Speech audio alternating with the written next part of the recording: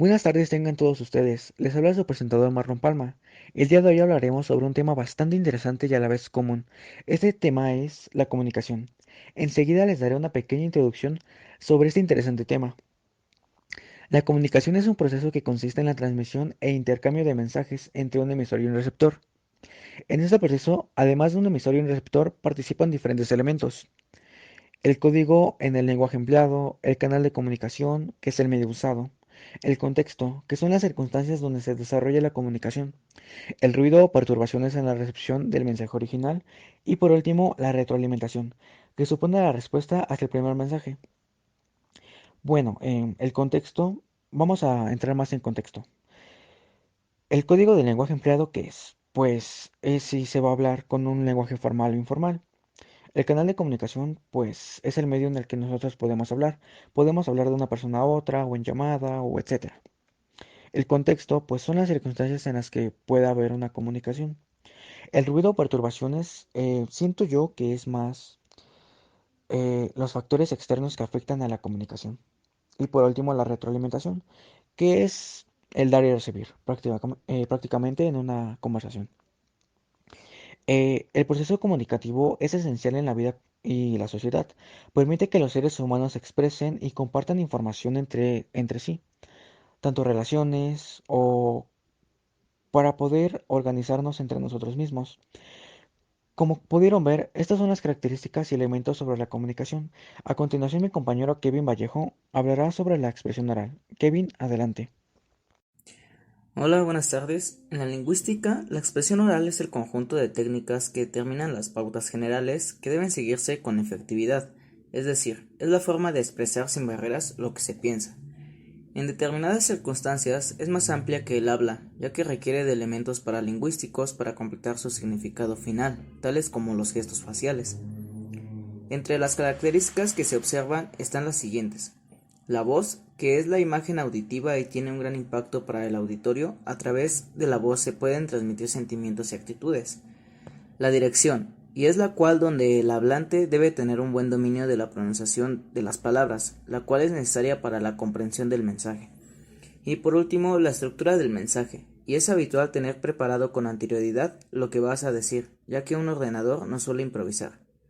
Como ya escucharon, la expresión oral es un componente de la comunicación, pero eso no es todo. La expresión escrita complementa la rama de la comunicación. Y ahora nuestro experto en expresión escrita, Diego Ortega, nos guiará en este momento. Hola Kevin. Bueno, como se pudieron dar cuenta, la expresión escrita consiste en exponer por medio de signos convencionales y de forma ordenada cualquier pensamiento o idea. Esta y la expresión oral, la comprensión auditiva y la comprensión lectora son las cuatro habilidades lingüísticas básicas necesarias para alcanzar la competencia comunicativa en cualquier lengua o idioma. Los componentes son: en cualquier expresión escrita existen dos componentes. El componente objetivo es el hecho o tema a expresar, es decir, la situación por la que se escribe. El componente personal o subjetivo, es decir, lo que se manifiesta al comunicar aprendizajes y habilidades para el desarrollo de la expresión escrita. Es tan importante saber leer como escribir. Como afirma Bruno Estañol, el escritor requiere primero ser un buen lector, cuidadoso, que siempre está dispuesto a aprender algo de sus lecturas. Bruno Estañol.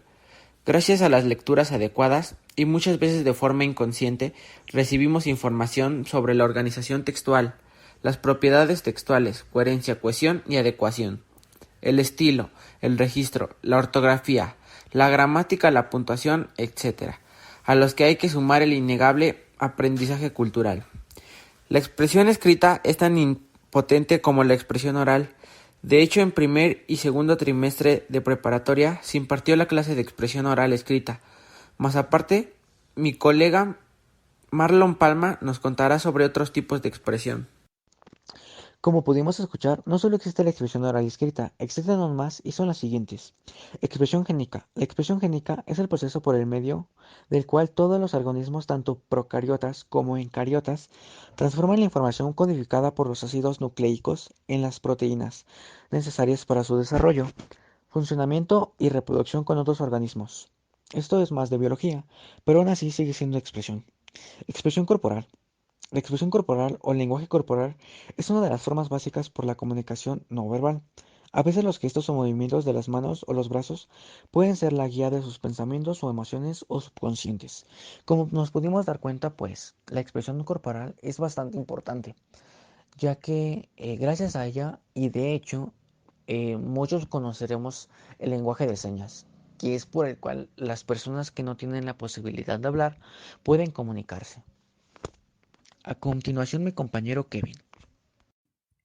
Otra expresión es la artística. Es la canalización de ideas y sensaciones intelectuales hacia el exterior y hacia los demás mediante una disciplina artística. Los dejo con mi compañero Diego.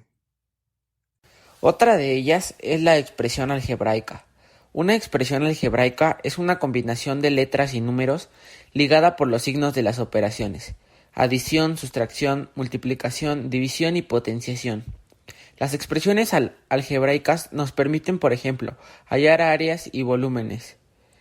Ya para finalizar, mi compañero Cristian Alarcón y colega nos dará un breve repaso sobre lo que aprendimos hoy. Verdaderamente nos transmite el mensaje en cómo nos miramos, el tono en el que decimos las cosas y pues nuestros movimientos y gestos. Todo ello en conjunto es la comunicación. El lenguaje gestual dice mucho de nosotros y de nuestro mensaje. Y pues algunos son el lenguaje corporal, que es un movimiento de manos, muñecas, brazos, dedos, piernas, expresarnos con nuestras extremidades. El lenguaje visual, que es a base de gestos y señas. La mirada, ya que pues mantener un contacto visual es muy importante para que haya una buena comunicación. Y pues la verdad es que es beneficioso tener una buena comunicación porque mejora todo nuestro entorno laboral, familiar y social, de forma en que la comunicación incluye mucho para mejorar nuestra calidad de vida con las personas y el entorno en el que vivimos.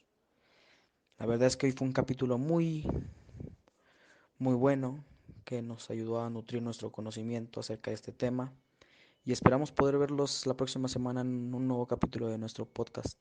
Mis compañeros y yo agradecemos su atención y también les damos las gracias por escucharnos. Gracias y hasta luego.